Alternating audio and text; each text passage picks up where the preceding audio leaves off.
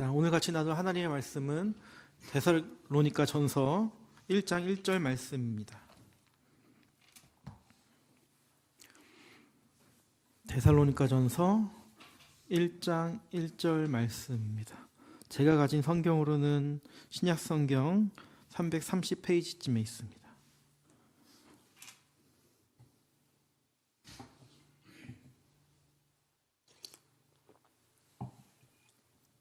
네, 짧은 한 절이니까요. 우리 다 같이 한번 읽겠습니다.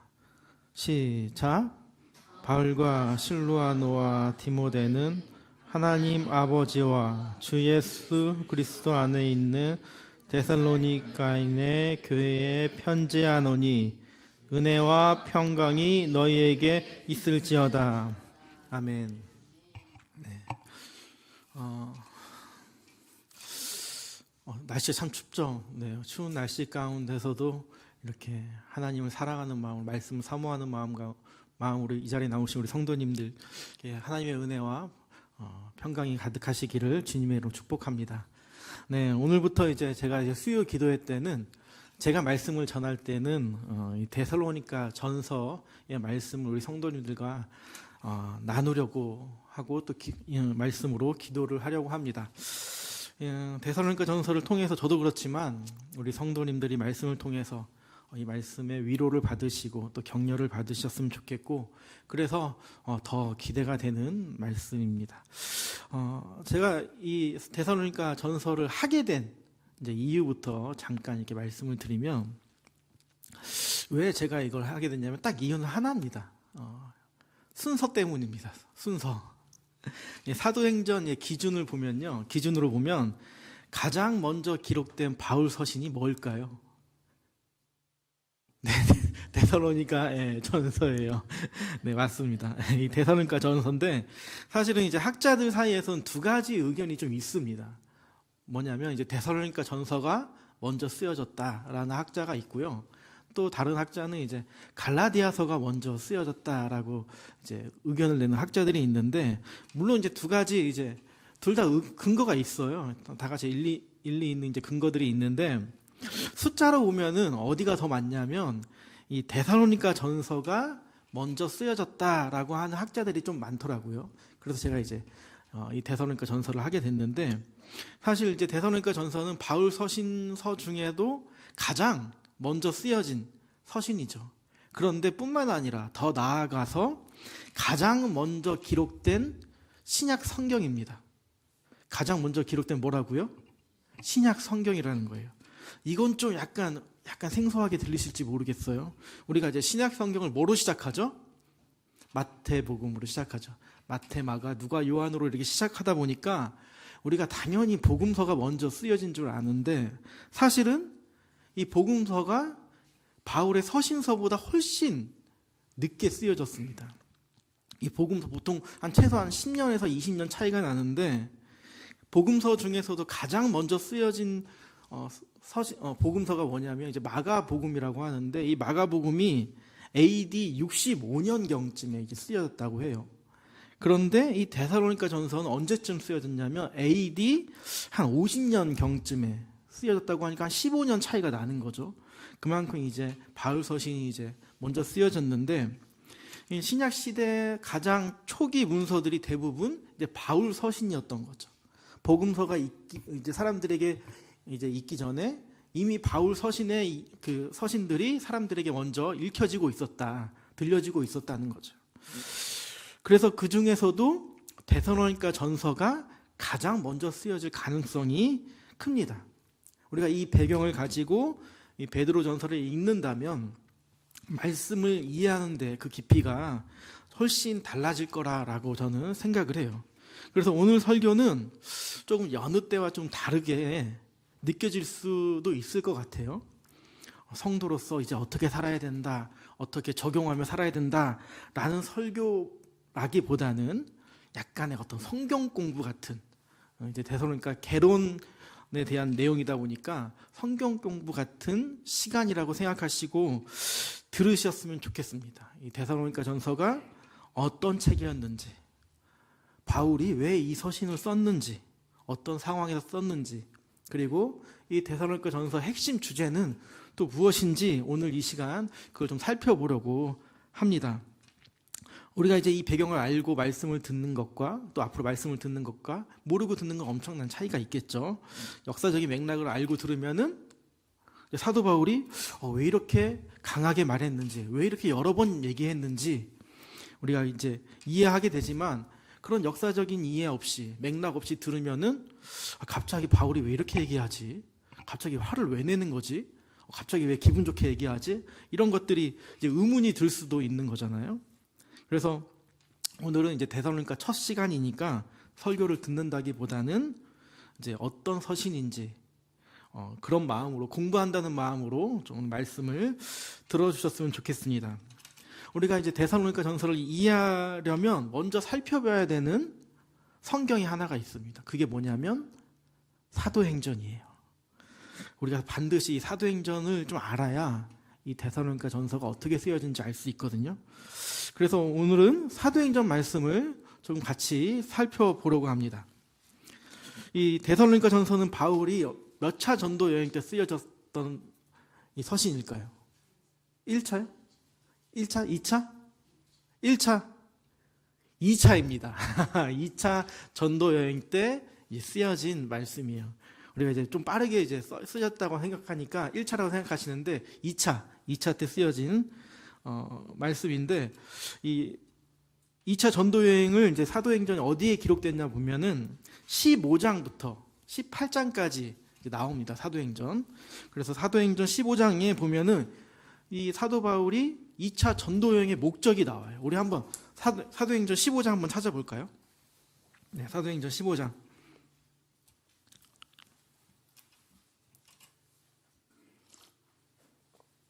오늘은 여기저기 이제 사도행전을 찾아보시고 데살로니가 전서 찾아볼 텐데, 데살로니가 전서 책갈피를 딱 해놓으시고 사도행전 15장 36절입니다.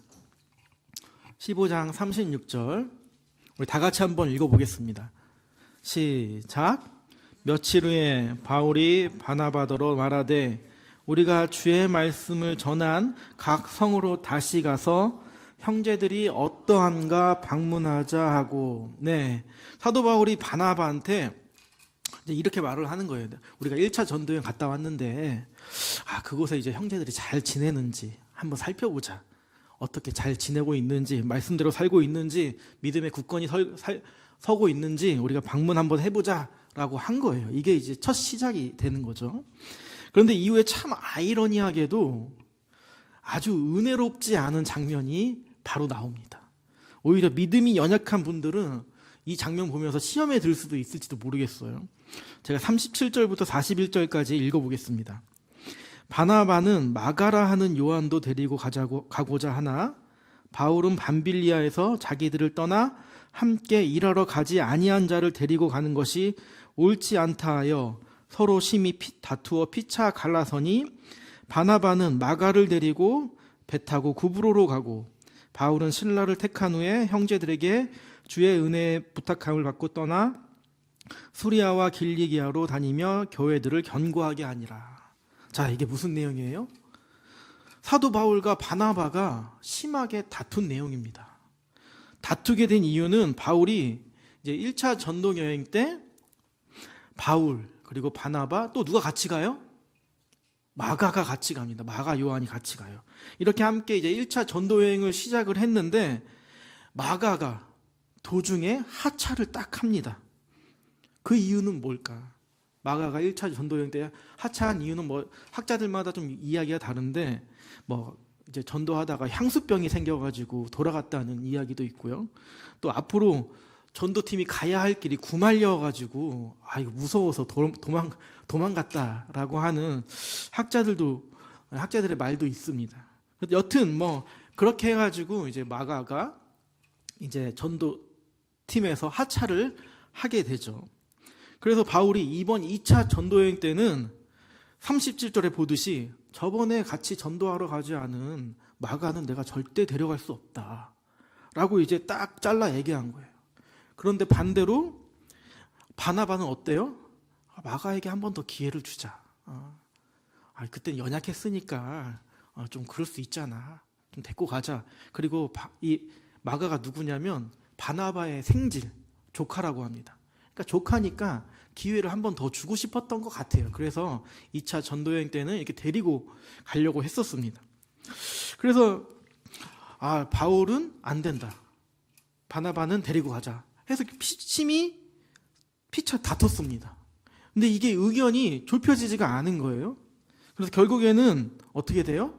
바울과 바나바가 갈라섭니다. 그래서 바나바는 이 마가를 데리고 구브로로 가게 되고, 이 바울은 실루아나로 해서, 여기선 데살로니가 전서에는 실루아나로 나오는데 실라라고 하죠. 이 실라를 데리고 안디옥에서 출발해서 이제 전도 여행을 가는 거죠.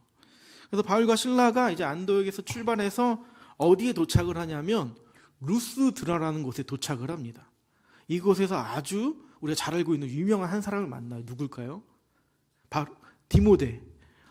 자기가 바울의 아들처럼 생각하는 디모데를 이 루스드라에서 만납니다. 우리 사도행전 16장 1절 한번 같이 볼까요? 제가 읽겠습니다. 바울이 더베와 루스드라에도 이르매 거기 누구라는 제자가 있다고요? 디모데아라 하는 제자가 있으니 그 어머니는 믿는 유대 여자요 아버지는 헬라인이라. 바울의 아들과 같이 여기는 디모데를 이 루스드라에서 만나게 됩니다. 그리고 이제 디모데가 이 전도팀에 딱 합류를 하게 돼요. 그래서 이제 바울과 실라와 디모데가 셋이 이제 2차 전도 여행을 가게 되는 거죠. 그런데 전도 여행 중에 무시아라는 곳에 도착을 합니다. 그런데 여기서 이제 바울은 무시아에 도착해서 비두니아로 가려고 했어요. 비두니아. 이 비두니아가 어디냐면 지금의 터키 지역입니다. 그러니까 바울은 서쪽 아시아를 이렇게 가려고 했어요. 그랬는데 갑자기 예수의 영이 나타난 겁니다. 우리 7절 한번 볼까요? 16장 7절. 16장 7절 다 같이 한번 읽어보겠습니다. 시작.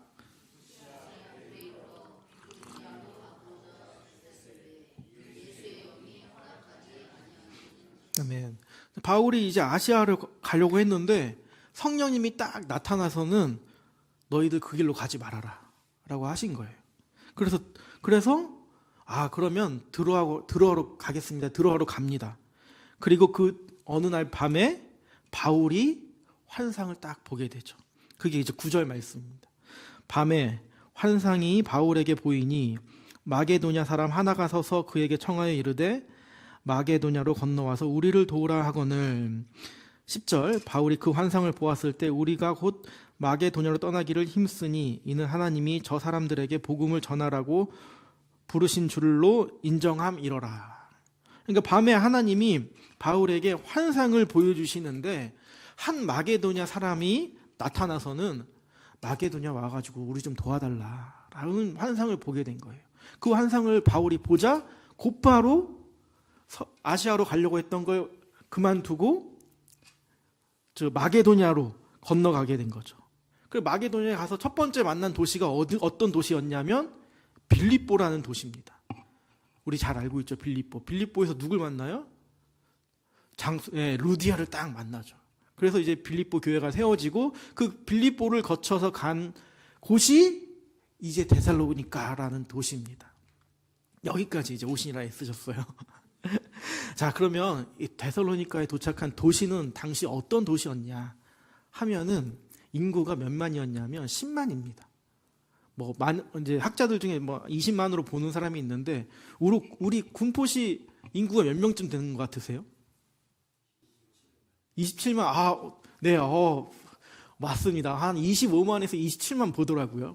그러니까 한 20만, 데살로니가 교회 그 도시가 20만 정도라고 생각하면 지금에서는 엄청난 도시인 거죠. 우리 군포시가 거기에 있는 거가 비슷한 거니까 엄청난 도시인 거예요. 지금으로 하면 100만 정도 될 겁니다. 그러니까 엄청난 도시가 이제 데살로니가 도시였는데, 그리고 또 그 도시가 어땠냐면 항구 도시였어요. 그래서 무역이랑 상업이 아주 활발했던 도시입니다. 그리고 이제 당시 이제 로마가 다스리고 있던 시대였잖아요. 로마가 이제 아시아로 진출하기 위해서 보니까 이제 에그나티아 가도라고 해가지고 길을 아주 잘 닦아놓은 거예요. 그러니까 이 길이 잘 닦아놓으니까 그 데살로니가에는 여러 사람들이 살았던 거예요. 로마인도 살았고 헬라인도 살았고 유대인도 살았고 뭐 여러 인종들이 다 같이 살았던 도시가 바로 이 데살로니가라는 도시였습니다. 이 데살로니가에 딱 바울이 도착하고는 첫 번째 한 사역이 있어요. 그게 뭐냐면 사도행전 17장 2절입니다. 제가 읽겠습니다. 바울이 자기의 관례대로 그들에게로 들어가서 새 안식일에 성경을 가지고 강론하며, 자, 바울이 데살로니가에 도착하자마자 한 사역은 늘 자신이 했던 관례대로 먼저 유대인의 회당에 들어가 가지고 말씀을 가르쳤어요. 몇 주 동안요? 새 안식일이니까 3주 동안 하나님의 말씀을 가르쳤습니다. 예수님이 그리스도다, 예수님이 메시아다, 너희의 구원자다 라고 가르친 겁니다.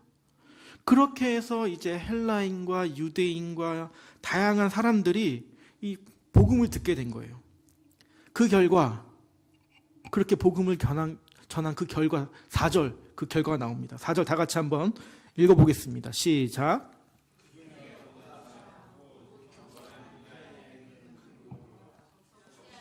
기브인도 고난을 받고 바울과 실라는 땅. 지금 복음을 전한 결과가 어때요? 성령님이 은혜를 딱 주셔가지고 헬라인들과 귀부인들과 적지 않은 사람들이 다 하나님 앞에 회심을 한 거예요.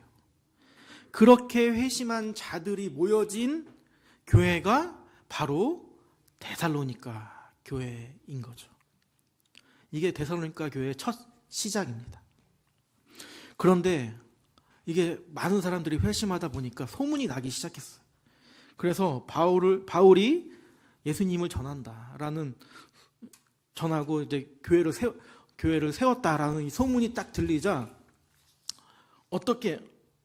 어떤 일이 벌어졌냐면 5절에 이런 일이 벌어집니다. 제가 읽겠습니다. 그러나 유대인들은 시기하여 저자의 어떤 불량한 사람들을 데리고 떼를 지어 성을 소동하게 하여 야손의 집에 침입하여 그들을 백성에게 끌어내려고 찾았으나, 소문이 나니까 주위에 유대인들이 이 바울을 시기하기 시작을 한 겁니다. 그래서 소위 이제 깡패들이죠.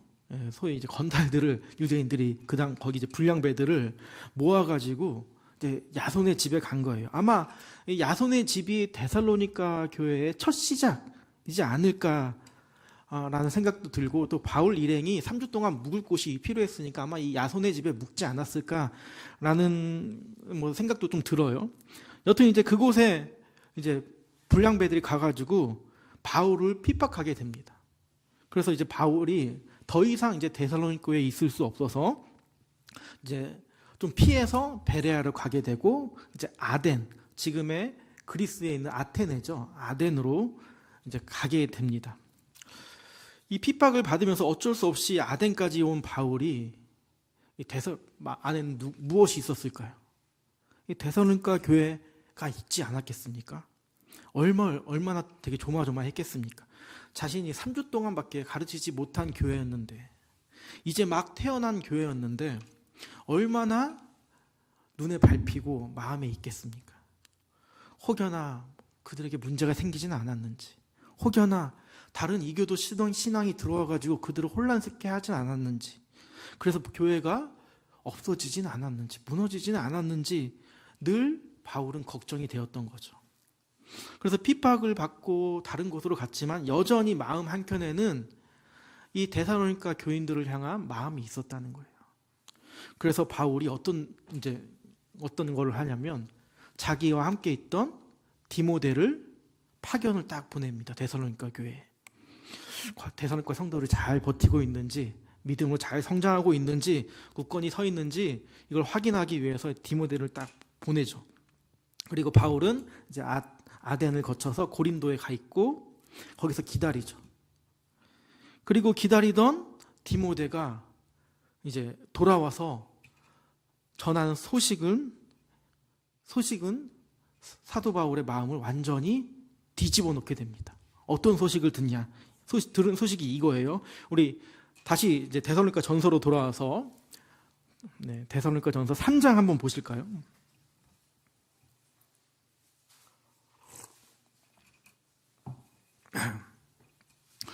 데살로니가 전서 3장 6절 우리 다 같이 한번 읽어보겠습니다. 시작. 지금은 디모데가 너희 더 와서 기쁜 소식을 우리에게 전하고 또 우리가 항상 너희를 생각하며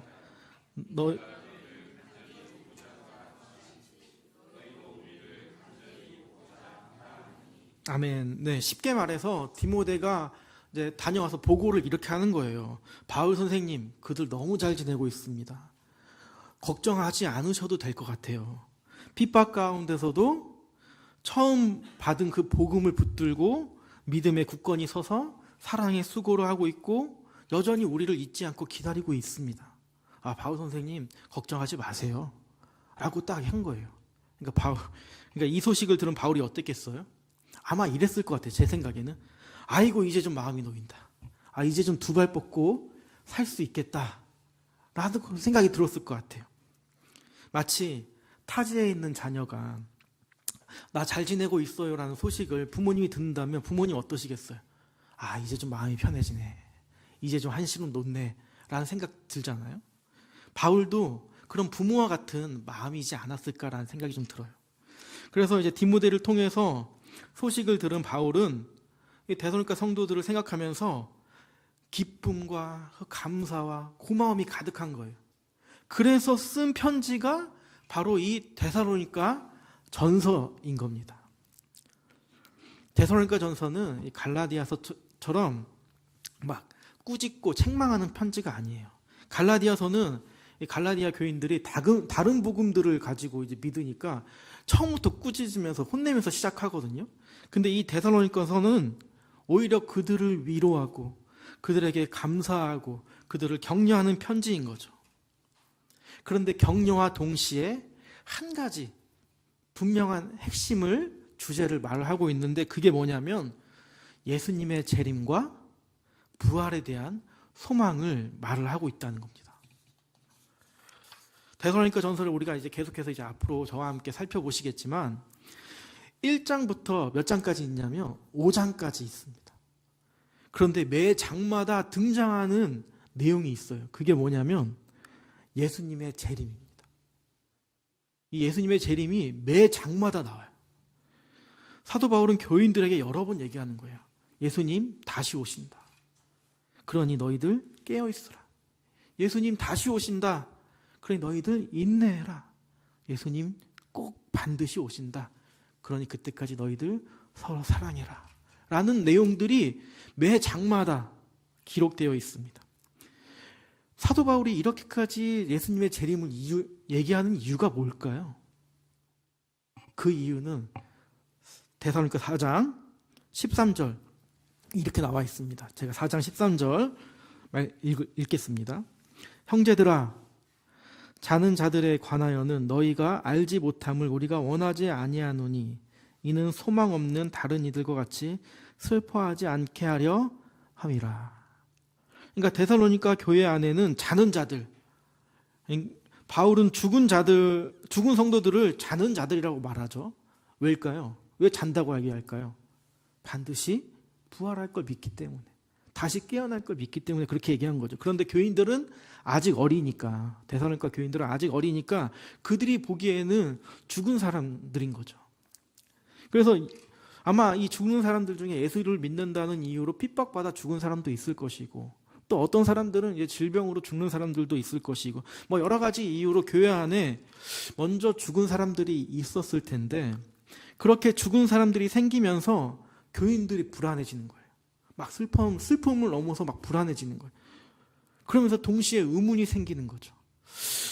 아, 먼저 죽은 자들은 예수님이 재림하실 때 어떻게 될까? 우리가 나중에 이 사람들 다시 만날 수 있을까? 이런 의문들이 그들 마음 가운데 생긴 거예요. 그래서 사도 바울이 14절에 이렇게 얘기를 하죠. 우리 4장 14절 제가 읽겠습니다. 예수께서 죽었다가 다시 살아나심을 우리가 믿을진데 이와 같이 예수 안에서 자는 자들도 하나님이 그와 함께 데리고 오시리라. 아멘. 바울이 너희들 예수님 부활 너희들 믿잖아. 그것처럼 먼저 죽은 자들도 다시 부활할 거야. 바울은 데살로니가 교회 안에 이 혼란을 바로잡기 위해서 예수님의 부활, 예수님의 재림, 그리고 예수님이 재림하실 때 그때 먼저 죽은 자들, 자는 성도들을 다시 만날 것을 분명하게 이 서신서를 통해서 가르쳐 주고 있다는 거예요. 지금 사도 바울은 데살로니가 성도들이 주위의 죽은 사람들의 죽음 앞에서 불안하고 두렵고 흔들리고 있었을 때 바울은 재림과 부활과 그리고 너희들의 부활을 다시 한번 말을 해주면서 그들의 신앙을 강하게 붙들고 있는 겁니다. 사실 오늘날 우리가 이제 재림 신앙을 얘기하면 우리 성도님들 어떻게 생각하십니까? 반드시 예수님 다시 오실 걸 우리 성도님들 믿으시죠? 아멘.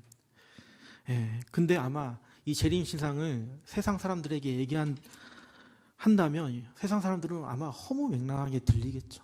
그게 말이 되는 얘기냐? 그런데 성경은 이렇게 얘기합니다. 예수님의 재림은 반드시 성취된다. 이 땅 가운데 아직 이루어지지 하나님의 약속이 있다면 그건 예수 그리스도의 다시 오심입니다. 우리가 이 약속을 붙들 수 있는 이유 또한 무엇 때문일까요?